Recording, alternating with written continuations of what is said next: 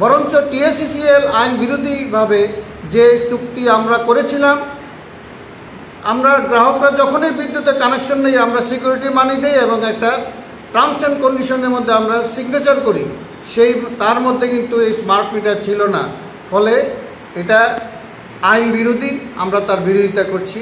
আপনারা তার বিরুদ্ধে সজাগ হন, প্রতিরোধ করুন। কি না আপনার নাম? সঞ্জয় চৌধুরী, কনভেনার।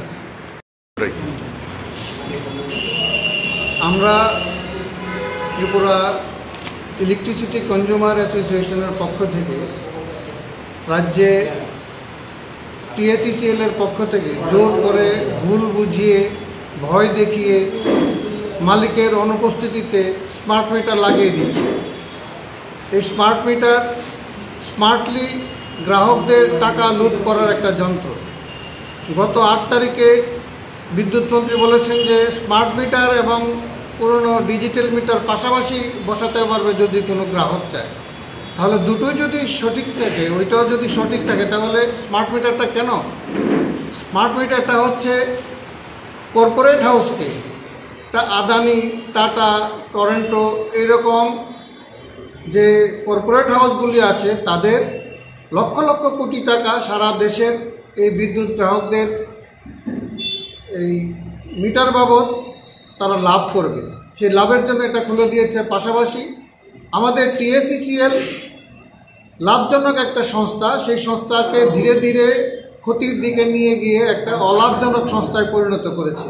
করে এখন সেটাকে যাতে 1-2 বছরের মধ্যে এই স্মার্ট মিটার লাগিয়ে বেসরকারি মালিকের হাতে তুলে দেবে, এই পরিকল্পনার জন্য আজকে ত্রিপুরার 10.5 লক্ষ, প্রায় 10,26,000 গ্রাহকদের জন্য যে মিটার, সেই মিটারের এক একটার দাম 8 থেকে 10,000 টাকা, গড়ে 10,000 টাকা ধরলে পরে 1,000 কোটি টাকা লাগবে।